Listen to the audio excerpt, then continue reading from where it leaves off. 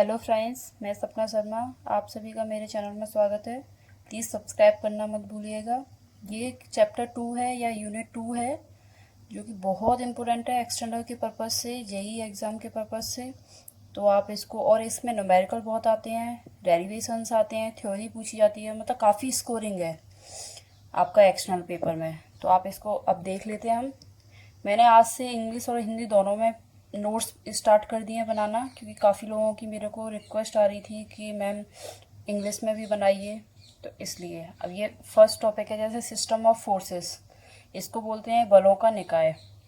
किसी पिंड पर कार्य करने वाले अनेक बलों के समूह को बल निकाय कहते हैं। A group of forces acting on a body is called a system of forces। जैसे कि कोई पिंड है, कोई बॉडी है, उस पर बहुत सारे फोर्सेस लग रहे हैं काफ़ी, तो उन फोर्सेसों को, उसके पूरे समूह को, जितने भी फोर्सेस लगे हैं उनको, उस बॉडी पे जो लग रहे हैं सारे फोर्सेस, उसको बल निकाय बोलते हैं। उस बल पे, ये बल उस निकाय पे लगा हुआ है, उस फोर्स पे लगा हुआ है, ठीक है। इसके फोर्स सिस्टम के ये 2 पार्ट्स में डिवाइड किया गया है। एक होता है कोप्लनर, एक होता है नॉन कोप्लनर। कोप्लनर को समतलीय कहते हैं, इसको असमतलीय कहते हैं। कोप्लनर को 4 पार्ट्स में डिवाइड किया गया है। एक कोप्लनर कोलिनियर सिस्टम, एक कॉन्करेंट फोर्सेस, एक पैरेलल फोर्सेस, एक कोप्लनर नॉन कॉन्करेंट फोर्सेस। इसको हिंदी में बोलते हैं समतलीय संरेखीय बल निकाय, समतलीय संगामी बल निकाय। कॉन्करेंट मतलब संगामी, समतलीय संगामी बल निकाय। इसको कहते हैं समतलीय समांतर बल निकाय, इसको समतलीय असंगामी बल निकाय। और उसके बाद जो नॉन कोप्लन है, उसको भी डिवाइड किया गया है 3 पार्ट्स में। तो नॉन कोप्लन है कॉन्करेंट फोर्सेस, जिसको असमतलीय संगामी बल निकाय कहते हैं। नॉन कोप्लन है non concurrent forces system. Non coplanar है पैरेलल फोर्सेस सिस्टम, जिसको नॉन कॉन्करेंट को असंगामी कहते हैं और पैरेलल को समांतर कहते हैं। अब कोप्लनर फोर्सेस सिस्टम होता क्या है, जिसको समतलीय बल निकाय बोलते हैं। अनेक बलों का समूह, ऐसा समूह जिनकी क्रिया रेखाएं एक ही तल में होती हैं, उनको समतलीय बल निकाय कहते हैं। जैसे हमारे पास कोई भी एक ये फोर्स है, इसमें देखो एक यहाँ है, एक ये हमारे पास प्लेन है, एक ये मतलब अलग अलग, ये x axis, y axis, z axis अलग अलग है। तो इसमें हम देख रहे हैं केवल ये जो हमारा एक प्लेन है, इसके अंदर सिर्फ इसी में जितने भी फोर्सेस हैं सारे इसी एक ही प्लेन में लाइज कर रहे हैं, ठीक है, मतलब एक ही तल में कार्य कर रहे हैं। तो अनेक बलों का मतलब ये 1 2 3 4 इस तरीके से 3 बल है। तो अनेक बलों का ऐसा समूह जिनकी क्रिया रेखाएं एक ही तल में होती हैं। ये सिर्फ एक तल है, ये सेकंड तल है, ये थर्ड है, बट सिर्फ एक ही में लाई कर रही है। इसको इंग्लिश में देख लिए, in a system all forces lie in a same plane is called a coplanar forces. मतलब all forces lie in a one same plane, ठीक है। अब नेक्स्ट इसमें है, इसके बाद नॉन कोप्लनर फोर्स सिस्टम। वो कोप्लनर फोर्स सिस्टम था, ये नॉन कोप्लनर फोर्सेस, असमतलीय बल निकाय। जिस बल निकाय में सभी बलों की क्रिया रेखाएं भिन्न भिन्न तलों में होती हैं।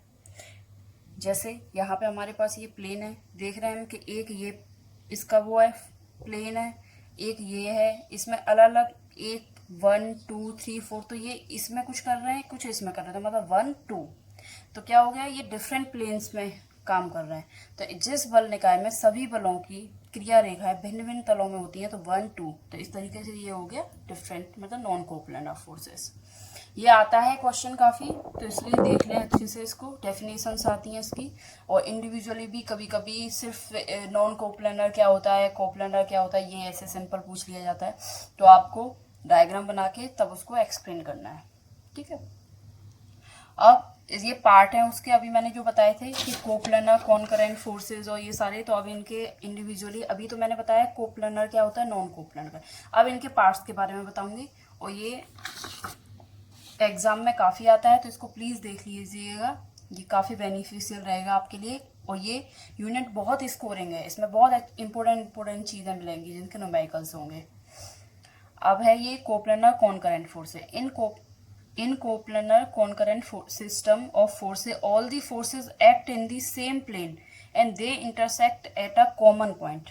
मतलब एक ही प्लेन होगा, जैसे इसमें देख रहे हो एक ही प्लेन है केवल, इस पे बहुत सारे फोर्सेस लग रहे हैं, 1 2 3 4 भी हो सकते हैं, 5 भी हो सकते हैं, बट क्या देख रहे हैं कि इनकी डायरेक्शंस तो डिफरेंट है, ये इधर काम कर रहा है, ये इधर कर रहा है इधर, लेकिन एक ही पॉइंट पर, एक ही बिंदु पर ये सारे इंटरसेक्ट कर रहे हैं एक दूसरे को। तो वही वो कह रहा है कि in the system all forces act in the same plane, एक ही प्लेन है but intersect at a common point. तो एक कॉमन पॉइंट ये, तो इसको हिंदी में देख लेते हैं। एक समतल में लगे ऐसे बलों का निकाय जिसके सभी बलों की क्रिया रेखाएं किसी एक ही बिंदु से होकर जाती हैं अथवा एक ही बिंदु पर मिलती हों। ठीक है, अब इसका सेकंड देख लेते हैं, कोप्लनर नॉन कॉनकरेंट फोर्सेस। ये हिंदी में मैंने एक बार बता दिया है, इसको क्या कहते हैं, कोप्लनर नॉन कॉनकरेंट फोर्सेस को, इसको कहते हैं समतलीय असंगामी बल निकाय। तो इसको देख लेते हैं, एक ही समतल में लगे ऐसे बलों का निकाय जिसके सभी बलों की क्रिया रेखाएं न तो किसी एक ही बिंदु से होकर जाती हैं और ना ही परस्पर समांतर होती हैं। जैसे इसमें देखो F1 F2 F3 F4 देख रहे हो, ये सारे एक ही पॉइंट उसमें जा रहे हैं, लेकिन ये ना तो इसकी क्रिया रेखा एक ही पॉइंट से होके बिल्कुल भी नहीं, F1 इसकी अलग डायरेक्शन में, इसकी अलग है, ये एक ही पॉइंट से होकर कोई भी नहीं जा रही है इसमें से।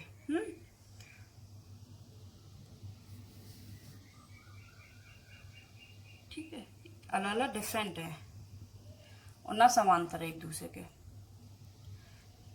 अब नेक्स्ट इसका इंग्लिश में देख लेते हैं, all the forces act in the same plane but the forces are neither parallel और nor meet a common point. एक पॉइंट पे ये लोग नहीं मिल रहे हैं आपस में, जितने भी फोर्सेस लगे हुए हैं। नेक्स्ट है इसमें कोप्लनर पैरेलल फोर्सेस, समतलीय समांतर बल, मतलब एक ही तल जिसका हो समतलीय, असमतलीय मतलब डिफरेंट तल हो उसके, समांतर से समझ आ रहा है कि वो पैरेलल हो, समांतर हो रेखाएं फोर्सेस आपस में। तो एक ही समतल में लगे ऐसे बलों का निकाय जिसके सभी बलों की क्रिया रेखाएं आपस में समांतर मतलब पैरेलल, अर्थात किसी भी बिंदु पर आपस में प्रतिच्छेद मतलब कट नहीं कर रही हो। जैसे हमने एक ये देखा है, एक कोई हमने लिया है, तल लिया है जिसमें कई फोर्सेस लग रहे हैं बट डायरेक्शन चेंज है उनकी, एक पॉइंट पर कभी भी इंटरसेक्ट नहीं करेंगे, चाहे कितना भी ये आगे तक चले जाए, कितना भी फोर्सेस इंक्रीज कर दें या कुछ भी कर दो, और ना ही कभी ये एक दूसरे को इंटरसेक्ट करेंगे और एक पैरेलल में ही रहेंगे। तो प्लेन तो एक है लेकिन ये एक दूसरे को इंटरसेक्ट नहीं कर रहे हैं, पैरेलल कंडीशन में। तो इंग्लिश में देख लेते हैं, in a coplanar parallel system of forces all the forces act in the same plane and are parallel, आपस में ये सारे पैरेलल हैं। ठीक है, तो ये सारी डेफिनेशंस हो गई।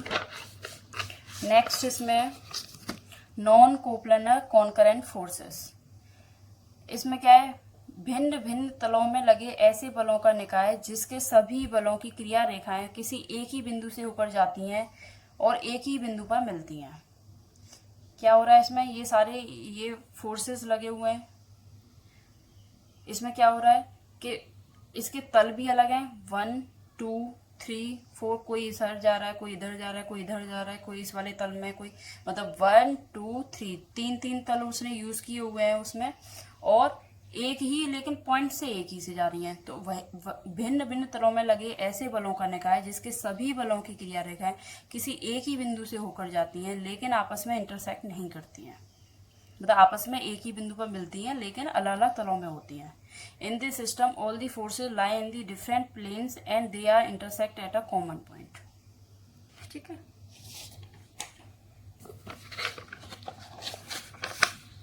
अब ये हो चुकी सारी चीजें हो गई हैं इसमें। अब नेक्स्ट स्टार्ट करते हैं। इसमें एक इसमें टॉपिक है रिजल्टेंट फोर्स, काफी इंपॉर्टेंट टॉपिक है। इसके मेथड्स हैं, कैसे फोर्सेस फाइंड आउट करते हैं हम, इसको देख लेते हैं। इसको रिजल्टेंट फोर्सेस को परिणामी बल भी कहते हैं। तो किसी पिंड पर कार्य करने वाले अनेक बलों के संयुक्त प्रभाव को परिणामी बल कहते हैं। It is a combined effect of systems of forces acting on a body. किसी भी बॉडी पर फोर्सेस लग रहे होते हैं, जैसे P लग रहा है, Q लग रहा है, लेकिन इन दोनों फोर्सेस को मिला करके एक कोई फोर्स होगा जिसका उतनी ही वैल्यू होगी, इन दोनों का जितना रिजल्टेंट होगा, जितना इनका वैल्यू होगी वही वैल्यू इनकी होगी इन दोनों के बराबर। तो यहाँ से एक 20 से होकर इंटरसेक्ट करते हुए एक रिजल्टेंट फोर्स हमने निकाला है, तो ये R हो गया। मतलब इन दोनों की का टोटल जो होगा वही इसका संयुक्त मतलब पूरा एडिशन होगा, ये आर जो होगा इनका।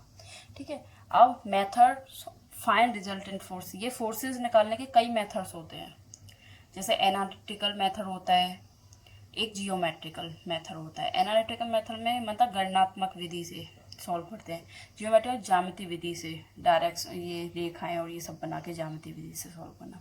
एनालिटिकल मेथड को 2 पार्ट्स में डिवाइड किया गया है। इसके 2 मेथड्स हैं, एक है ट्रिग्नोमेट्रिक मेथड, एक है रिजोल्यूशन मेथड।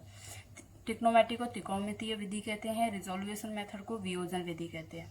अब जियोमेट्रिकल मेथड होता है सेकंड, जिसको ज्यामिति विधि बोलते हैं। इसमें 2 मेथड्स आते हैं, law of triangle of forces मतलब बलों के त्रिभुज का नियम, ट्रिंगल मतलब त्रिभुज का नियम, law of polygon of forces बलों के बहुभुज का नियम, पॉलीगन वाला।